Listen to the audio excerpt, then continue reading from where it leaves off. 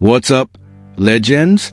Welcome back to Mr. Darkman TV, the only channel that brings you the most explosive, unfiltered stories in music and entertainment. I'm your host, Humaz Sabir, and today, we are diving headfirst into the beauty pageant scandal that's shaken the crown, the throne, and the entire fandom. Buckle up, because this is the rise and brutal fall of Gupta, your Miss Grand International 2024, the queen who was crowned, dethroned, and then cast into controversy overnight. Before we go any further, smash that like button, hit subscribe, and ring that bell icon, because what you're about to hear is unlike anything the pageant world has ever seen. It's messy, it's emotional, and it might just change how you view beauty pageants forever.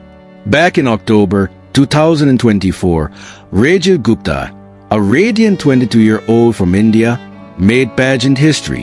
When her name was called, she broke barriers and expectations by becoming the first Indian to ever win Miss Grand International. That night was electrifying. Rachel stood center stage, tears in her eyes, wrapped in a golden gown, with millions of fans erupting in joy across India and beyond. Her win symbolized not just beauty, but power, potential, and promise. But beneath the sparkle of the crown, something darker was already unfolding.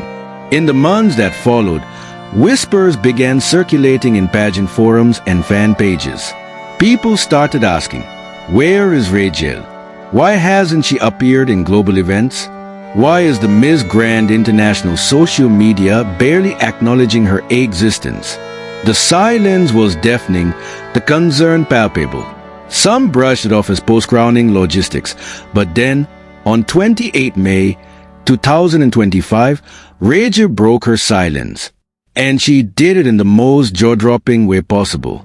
She took to Instagram, writing a heartfelt and shocking farewell message. It is with deep regret that I share this news. I have made the decision to step down as Miss Grand International 2024 and return my crown. Being crowned was one of the most cherished dreams of my life, and I was filled with hope and pride to represent my country and make history. However, the months following my crowning have been marked by broken promises, mistreatment, and a toxic environment I can no longer endure in silence. The internet exploded. Fans were left gasping. Broken promises, mistreatment, a toxic environment. What happened behind those pageant curtains? The media wanted answers. Her followers demanded justice.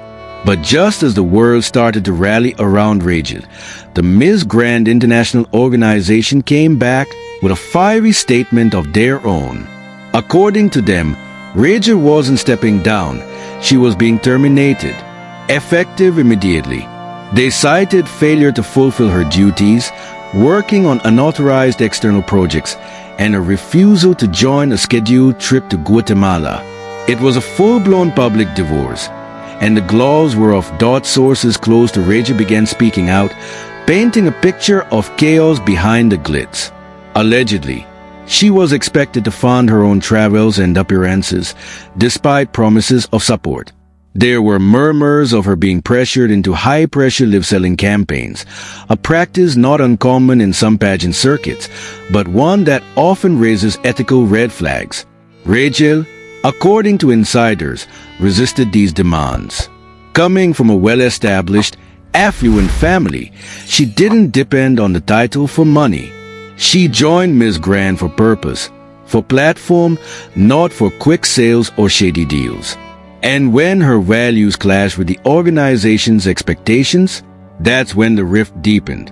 Adding more fuel to the fire, fans noted a shift in focus from MGI founder Nawat.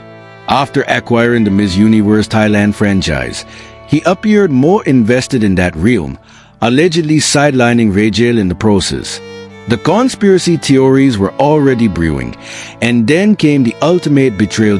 Without warning, Opiaza, the first runner-up from the Philippines, was suddenly being promoted online as the real queen. Nawat himself shared a cryptic Instagram post featuring CJ with the caption, right person and real queen coming soon.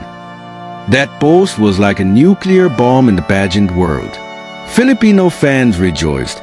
Many had long believed CJ was a strong contender. But Indian fans? They were furious. They felt Reggie was being erased, disrespected, and replaced with alarming speed. Was this premeditated? Had the organization always planned to hand the crown to CJ? Had Rachel's reign been quietly sabotaged from the start? As the theories swirled and tensions ran high, Rachel made one last promise, a full tell-all video revealing her side of the story. But legal threats from MGI loomed. If she speaks out, she could face serious legal action. Pageant contracts often include strict non-disclosure agreements, muzzling any criticism. But Rachel? She might just break that silence anyway. Now, let me tell you something you won't hear anywhere else. I met Rachel when I was in Cambodia, working with Universal Woman. Rachel came to visit. Back then, she was planning to compete for Miss Universe India. And let me tell you, she had the IT factor. She was elegant, articulate, and incredibly grounded. But in the end, she was convinced to join Miss Grand instead. Because, let's be honest, she matched their prototype perfectly. She went on to win. And I was thrilled for her. But knowing what I know now, my excitement has turned into concern. The girl I met in Cambodia, warm, real, and intelligent, was not the same figure being painted as a rule breaker and diva by the MGI statement. And that tells me something is seriously wrong. Ms. Grand International's official statement claimed Rachel had failed to fulfill duties and worked on unauthorized projects.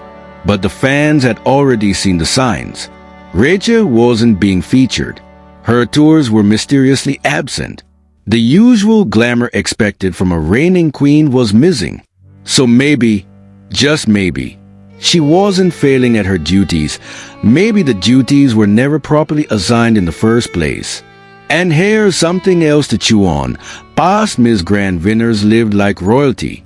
Lavish accommodations, global appearances, interviews, red carpets. But Rachel? She seemed like a ghost queen, silent, invisible, forgotten. Why?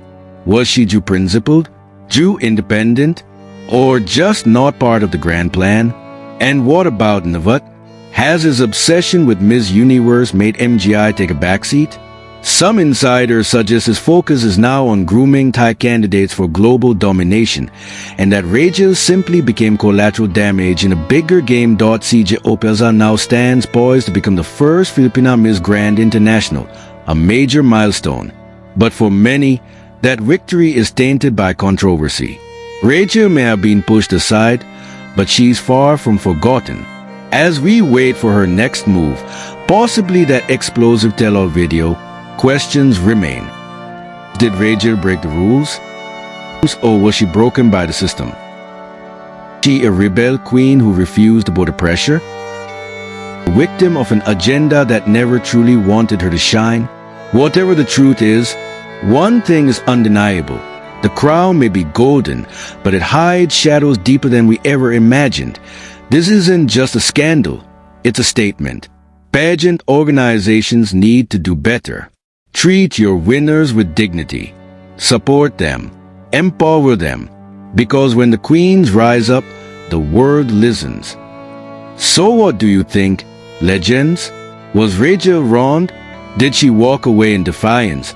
Or was she pushed off the throne by a powerful machine that wanted someone else in her place? Fire, drop your thoughts in the comments below.